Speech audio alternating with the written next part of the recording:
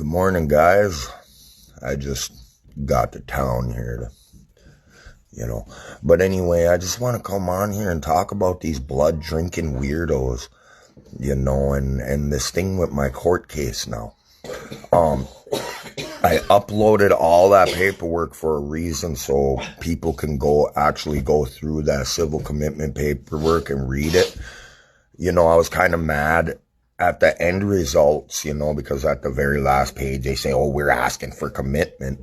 That pissed me off. But what part actually made me feel like, well, at least they put it in there, was they put all that shit in there again. But not only that, they did mention that I had good proof or whatever. But that just shows you guys how corrupt the system is. Like, even the courts, the judge, even when I brought up them Trump's human trafficking, it's just like their behavior says it all, and they're trying to use me being all hyped up and all that as an excuse of having schizophrenia. I don't have schizophrenia, I'm very spiritual, but, that's what I mean. Don't you see how corrupt the system is? These Freemasons and shit are soaked into these systems, like the courts and everything. Their judges, their attorneys, it's everywhere. And so the reason I know it's abuse of power and retaliation is when my domestic case or whatever, I was trying to bring that voicemail and trying to voice my concern of conflict of interest, and my attorney, I uploaded the conversation. He just flat out refused to do it. So they didn't even give me a chance to provide any kind of proof on what I was stating. I called the cops that day I went to jail, and I was on the phone with them people that were threatening to kill me. And the fucked up part is I even gave it to the police, and the police were even talking to him for a couple minutes. That's the crazy fucking part. And then they don't put it in the report, but then they want to throw, this is the thing. They wanted me to do a Rule 20. I did it. I was perfectly fine, but I sent that voicemail to that person I did that examination, and immediately we talked fine, I talked normal, but immediately in the end they put that I was mentally unstable. And then I tried to challenge it because I looked up on the internet and it stated that I could challenge a Rule 20 or whatever that was. And when I went to court 3 weeks later, the judge didn't even give me a chance. And he said, well, and all these guys, they're throwing your court case out anyway. So the fuck what? I know what they're trying to do. They're trying to commit my ass. And sure enough, that's what happened. They didn't even give me a chance to do anything. Nothing. They just fucking, oh, he's mental, throw the case out. Oh, submit it to Human Services. And you could see on Judge Duffy, you can see his behavior when I talk about what I'm talking about. You could see the changes in his behavior, and you could see, I'll tell you right now, you could see guilt. But anyway, so when court comes up next week, I already face the fact I probably am going to get committed, and I don't really care because everybody in my family out here support human trafficking. They support that shit for the elite. They're all a bunch of blood drinking weirdos. And I don't want to be around people that fucking don't want me around. I mean, and then when I'm around, I'm going to keep fucking talking shit to them. I don't do it because I'm mentally ill. I do it because I choose to. You guys get that? I talk this shit because I choose to do it. Because it's true. I'm traumatized, I'm heartbroken, I'm disgusted, and all that. You know, all these Medewin walking around with their fucking nose in the air acting like, oh, they're all powerful, this, that. Oh, I can do this, I can heal that, or oh, this ceremony, that ceremony. In reality, they drank blood of a fucking child. Heart blood. So, and then I'm the crazy mental psychotic one in all of this. I don't get it. I cannot comprehend. You know, people say, oh, there's nothing you can do about it. Why do you just not worry about your kids? Blah, blah, blah. Worry about yourself. And I'm like, are you guys fucking insane? Like, really? Children are fucking dying and being eaten. And you guys tell me just to ignore that. Especially when I pick up something, you know, after Neves disappeared, I pick up, you know, I start praying about it. I start looking into it. And I start connecting the dots between the family, the police. Sure enough, Teddy dates, her ma dates a police officer, a Freemason, and her herself is Medewin. Do what you want with that information. I'm not trying to, like, you know, because there's only one person I'm after in all this, and that's Donald Trump. I don't care about these guys abusing the power, you know, putting me here and there and doing this and that to me. All that does is show how fucking stupid they are and just shows me, like, look at these guys. They're just like, they're telling right on themselves. And I'm just like, okay, I'll go, you know, whatever. You guys want me to be fucking, you guys want to say I'm schizophrenic and say I'm a nut? Let me bring that side out then. You know, I mean, most of my friends, my true family know that I could be funny and hateful and mean at the same time, you know, and I could be rugged, you know, just by using my words. And that's all it's gonna take to. But anyway, it's fucked up, you know. All the shit these guys are doing, it's affecting my children, you know. And then they go try to turn and blame me. Like, okay, but whatever. I've been sober 8 years. I smoke my weed. I smoke cigarettes. I don't take any medications. And even when I go to that fucking so-called nut house, you fuckers ain't forcing me to take the medications. I mean, back before they slammed me on the ground one day, when I was in there before, they slammed me down and forced me to take 3 shots against my will in Prairie at St. John's. And then they were you should see how rude they are to these handicapped people, you know, and it's usually, you know, some of them are nice, you know, like we got them young girls that are just there working or whatever, and they're sweethearts in there. But some of them are fucking rude to them people, them disabled people, and they just, you can tell they're abusing their power, you know what I mean?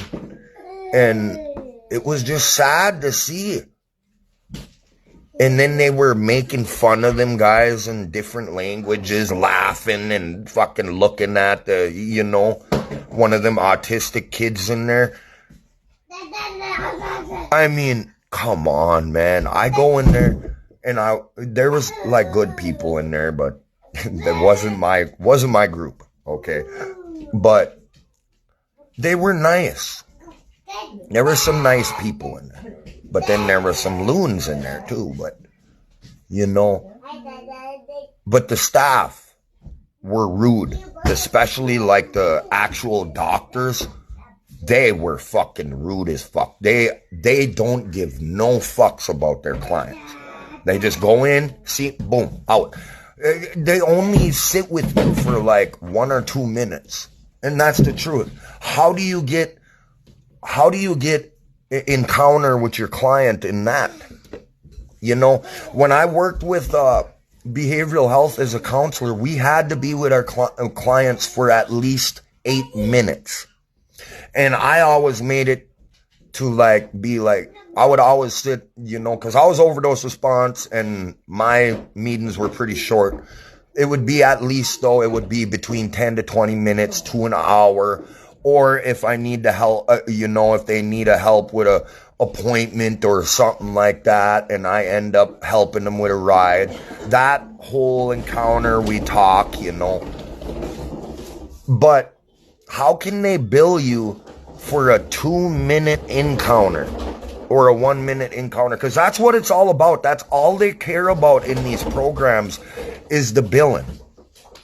You gotta make sure you get your billing. You gotta put your billing code. You gotta put this. You know, so I know I know the mental health and the behavioral health. I know the system on that part. You know, I know how to go about approaching clients, you know, that are highly, you know, hyped up. You know, you gotta agree with them, and you know, you gotta, you know, be their friend. In reality, you're just trying to get your billing and get your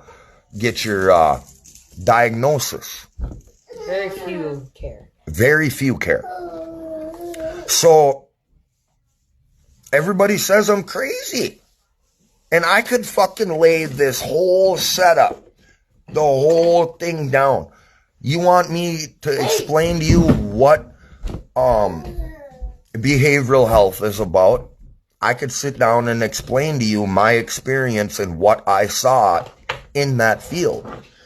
And then from learning from that field, that also helps me through working with these these licensed social workers. You know, because it's all part of the same system, you know, that behavioral health. You know, like them licensed examiners and all that. It's all part of that. So, anyway, I just wanted to come on here and just kind of rant on about my knowledge and, you know, just to show, you know, I'm not as crazy as you guys think, you know. So, you know, I could explain everything. The whole system is corrupt as fuck. And that's the truth. You know. And that's why when I worked with behavioral health, I always worked, like, you know, mainly alone, you know. And I cared about my clients. I really cared about my clients. Like, I fucking cared. You know. I did everything I could for them. Especially when I was an overdose response, you know. I would go in these dope houses, literally. I'd walk right in them fuckers, and they'd be getting their little dope ready or whatever, you know, and I'd just come in, make sure everybody's okay. You guys need some Narcan, man, you know, and I'd give them all Narcan, and then I'd go to the next dope house and make sure everybody's okay. I have that strength now, you know, to where I could say no to drugs, you know. I've been there with them guys where they're all getting their drugs ready or drawn up or smoking or whatever. I've been there. So I got to go there. Like, I love that job. That was probably my favorite job because I got to go check on them and make sure everybody was okay. And I got to feel like I was doing something right. Here's some Narcan. Don't use alone. People care about you. I care about you. Just because this is my job, you know, it doesn't mean shit. And that's why I quit that field too. Like, you know, it was too corrupt. That's why I quit my job, is because of the corruption. And then at the casino, they just suspended me in the beginning when I first found out about Eric Steichen, and I start fucking going off and yelling around. They suspended me. But in the end, I said, well, fuck it, man. I'm kind of, the only reason I'm staying silent is to hold this job. The only reason I'm keeping my voice suppressed is because I'm either working a job that I don't want to lose, or something like that, or someone's going to try to come at me and lock me up, which they're doing now. I got to the point where I don't care anymore. I've sent all this stuff out to senators, police, FBI, all of it, to try to plead for help and try to report it and to get something done about it. Did they do anything? Did they take the report? Did they do any of that? No, they didn't. I brought that voicemail to that cop. No. I call the cops here. No. And the first time I showed that voicemail to that cop, you know what he told me? So what? What do you want me to do about it? That was a white earth tribal cop. And then the ones who talked to them weirdos that were threatening to kill me on my phone the night I got arrested, that was Gunner and another cop, and then Bruce, Ben Bruce, he was there too. But Gunner talked to them fuckers, and he didn't put that in a police report. So how am I crazy? That's the part I don't understand. I can't comprehend how you guys are telling me I am crazy. I just can't comprehend it.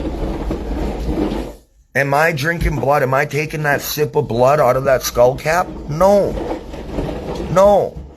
Am I out here trying to act like a big healer, try to act, this and that? No. I'm trying to be a voice for you guys. I'm trying to wake you up. Listen to my voice. I've been yelling around so much, man, and I'm so tired of it. But the only thing that's going to stop my mouth from running is justice. But anyway, stop the massive satanic human trafficking networks operated by Freemasons and degree-based societies, proudly owned by Donald Trump, as well as all country leaders and the United States government.